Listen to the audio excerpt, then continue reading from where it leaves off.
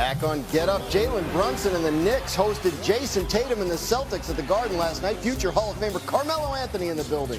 We're going to pick it up with 17 seconds left in the fourth quarter, Monica. Knicks down 105-104. Here's Brunson driving and hitting Josh Hart. He gets the layup to fall. Knicks up by 3. That was a terrific cut by Josh Hart. But this, Braz, was the moment of truth.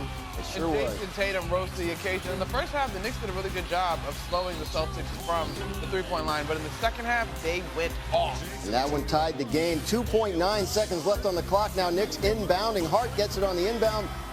Puts up the last-second heave, but it misses. And we are going to overtime. Just over 2 minutes left in OT. Knicks down 110-108. Karl Anthony Towns intercepts a bad pass from Derek White.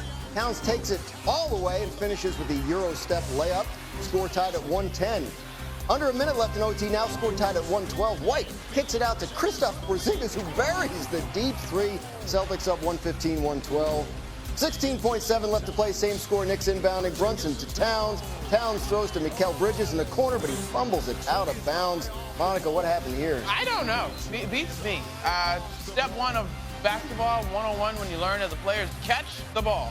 Celtics win 119-117. Their 33 road wins this season, tied for the second most in NBA history with the 95-96 Bulls. Knicks are now 0-9 this season against the top 3 teams in the NBA by record. That's the Thunder, the Cavaliers, and the Celtics.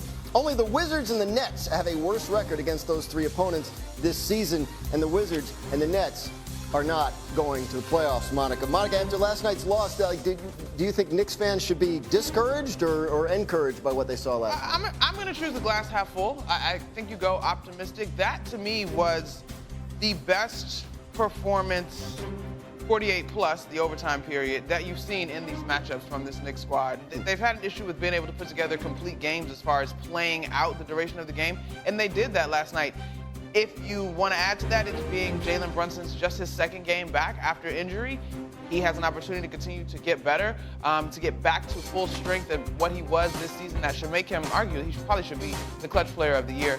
I think you saw this team defend. OG Anunoby, Mikal Bridges committed on that end. They were terrific in the glass. And Karl Anthony Towns, his ability to score in the paint in this one was a sight to see. And so I would choose optimism if you're a Knicks fan. Now, I fully acknowledge Jaylen Brown did not look himself in this contest. In fact, Karl Anthony Towns really had his way with him, particularly in that first half. And I think you choose optimism. It's a strong showing against one of the best teams, if you don't believe that is the best team in the league. Yeah, Wendy, what do we know about Jaylen Brown? Obviously, he played just 22 minutes last night. They kept talking throughout the game about the concern about his knee. Is he all right? Is he all right ahead of the playoffs? Are they just monitoring him? What's going on? Clearly, he's not himself.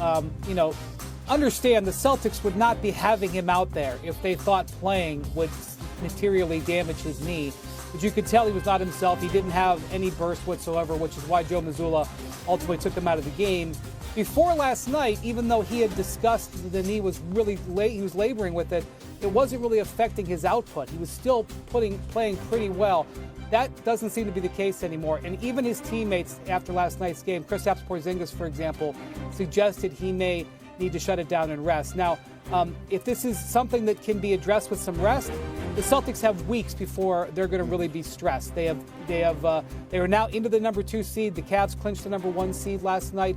I don't expect, they're going to have a week off between the end of the season and the start of the playoffs. I do not expect them to have stress in the first round. Considering they swept the season series with the Knicks, I'm not even so sure they might face stress in the second round. And so really, there's plenty of time for Jaylen Brown to recover, but obviously it's something that they may need to give him some rest for.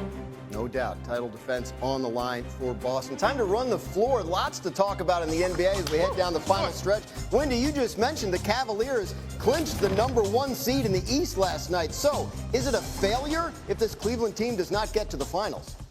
It's a failure to not recognize how awesome Boston is. If you think it's a failure not to reach the finals, the Cavs have had a spectacular season, and I think the step to try to beat Boston starts with getting home court, which is what they've been able to secure. And if they're able to take care of business, and by the way, I'm not handing them 8 wins in the playoffs. They're going to have potentially a very challenging second-round series against maybe Milwaukee or Indiana.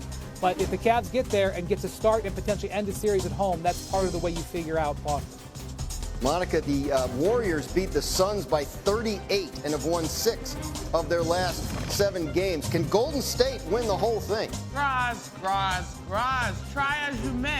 still got the Oklahoma City Thunder coming out of the Western Conference. Now, having said that, if you told me that behind Stephen Curry, Draymond Green, and Jimmy Butler, these guys went on a run and upset the Thunder, would I be shocked? No. Do I think that that is likely? No. Wendy?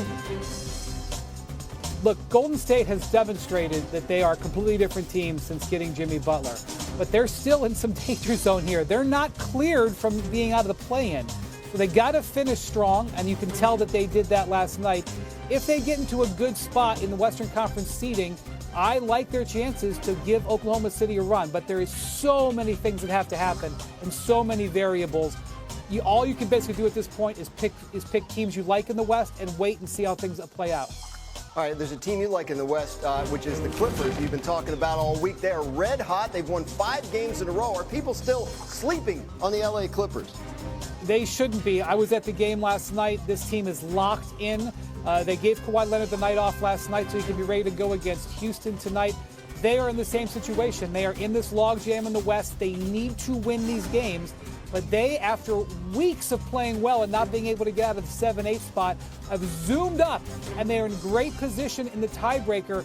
They're de facto the 4 seed right now. I know that it looks like the Nuggets are the 4 seed, or actually the 5, but the Clippers are in command of that tiebreaker. So if they can finish strong, they can get home court. This is a team that defends, and Kawhi Leonard has scored 20-plus points in 12 straight games. They are quietly confident, but they know in LA that they've had bad things happen to them in the past. They are just hoping to stay healthy, but they like the position that they're in. What do you think of the Clippers? I agree. Let's see. The West Coast trip, the Knicks were on the West Coast the start of March, and they had to play the Clippers. I think they played them in LA, and then the Clippers came here. And I remember thinking, oh, wow, like this team, I think the storyline on the Clippers all season was sort of the injuries. Quietly, James Harden was putting together a terrific year to keep them afloat. But now that they're healthy and they've gotten their pieces back, I mean, yes, Kawhi Leonard is obviously the name in the marquee when it comes to the Clippers, but James Harden has had a great season. And the way that they've been able to play through Zubac, to me, like they've got size, they've got wing scoring, and they've got a defense. One of these years, I guess, but I guess they've been saying that about the Clippers for a while. Yeah, fair enough. Yeah, all right, well, we'll see. The push for playoff positioning is on with less than a week left in the regular season. Our ESPN NBA Wednesday doubleheader features Luka's return to Dallas at 7:30 Eastern. Then Nikola Jokic and the Nuggets take on DeMar DeRozan and our coverage tips with NBA Countdown at 7 Eastern.